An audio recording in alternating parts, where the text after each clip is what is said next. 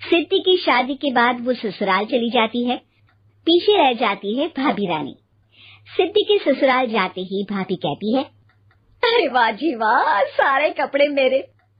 हाय रे पैंट, अरे वाह वाह, मजा आ जाएगा। अरे ये सिद्धि की अलमारी के सामने खड़े होकर क्या बड़बड़ा रही है? जा जाकर देख मेहमानों को विदाई की मिठाई मिली कि नहीं। अब हाँ माँ जी, क्यों नहीं, लेकिन पहले कपड़े तो बदल लूं।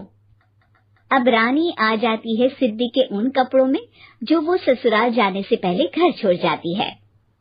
अरे रानी, कुछ दिन रुक जाती। अरे ये तो सिद्धि बिटिया को मैंने ही दिया था, बड़ा ही फबता था उस पर, तुझ पर तो कुछ खास नहीं लग रहा।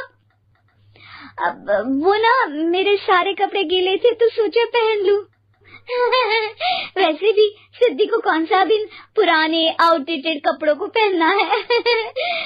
वैसे भी ये सूट तो मैंने तभी पहना था, वैसे खास है भी नहीं ये।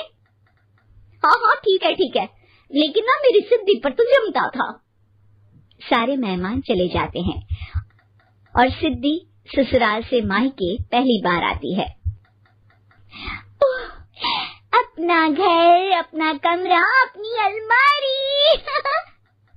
ये बोलकर जैसे ही सिद्धि अलमारी खोलती है तो सामने उसके कपड़ों की जगह कुछ और ही रखा होता है। माँ, ओ माँ, जरा कमरे में तो आना।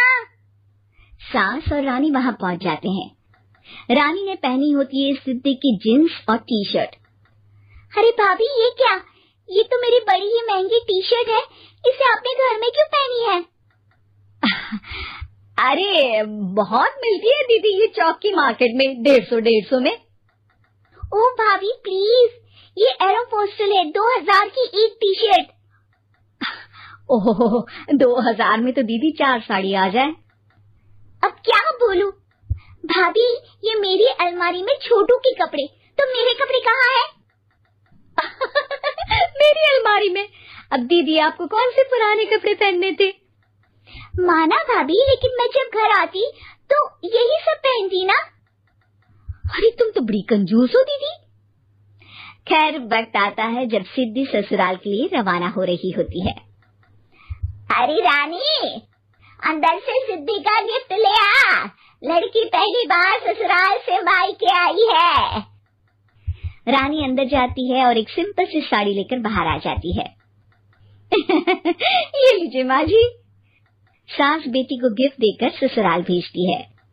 अगले दिन रानी एक सुंदर सी साड़ी पहनकर सामने आती है।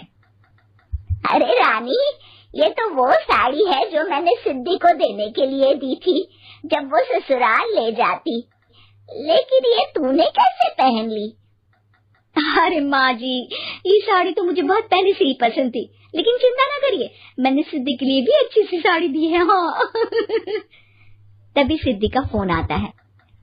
क्या माँ, कुछ अच्छा तो दिया होता ससुराल ले जाने के लिए। अरे पहले दिखा दिया होता। ये चमकते हुए पैकेट में नौकरानी वाली साड़ी मत दिया करो माँ।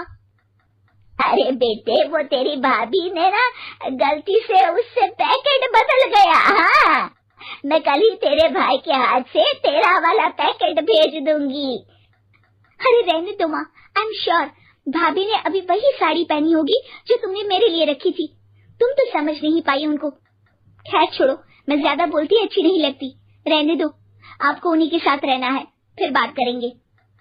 सास को रानी पर गुस्सा आ जाता है। वो उसके कमरे में जाती है जहाँ वो शादी का एल्बम देख रही होती है। रानी, मार्केट जाकर एक ऐसी ही साड़ी लेकर आ, कल प्रतीक जाकर सिद्धि के घर दे आएगा। अरे क्यों माँ जी, कितनी साड़ी देनी है दीदी को? यहाँ कोई सेल लगी है क्या? अरे चुप कर, मेरे बेटी के हिस्से की साड़ी खुद पहन ली, अब ज्यादा ज्ञान बांट रही है। एक दिन सिद्धि का फोन आता है। माँ, मेरी सास ने आप सबको खाने पर बुलाया है। सारे लोग सिद्धि के ससुराल पहुँचते हैं। खाना खाकर वो लोग निकल रहे होते हैं कि सिद्धि की सास सभी को गिफ्ट देती है। अरे बहन जी, बेटी के घर का खाना खा लिया, यही बहुत है जो आप ऊपर से गिफ्ट भी दे रही है। अरे बहन जी, आप भी कहाँ इन बातों पर विश्वास कर रही हैं। सास सभी को गिफ्ट देती है, लेकिन रानी को जो साड़ी देती है वो अजीब सी हरे रंग की लाल रंग के बड़ी छाप वाली होती है। अरे छी, ये कौन पहनेगा? सासू माँ को तो जरी वाली इतनी सुंदर और मेरे लिए ये नौकरानी वाली। अरे भाभी, दरअसल मैं जब भी घर आती थी आप वापसी में ऐसी ही साड़ी देती थी ना, तो माँ ने सोचा कि आपको आपकी पसंद की ही साड़ी क्यों ना दी जाए। बेचारी रानी, बोलती भी तो क्या। सिद्धि और सास रानी का चेहरा देखकर हंसने लगती है, तो रानी समझ जाती है कि अपने ही बिछाए जाल में वो फंस चुकी है।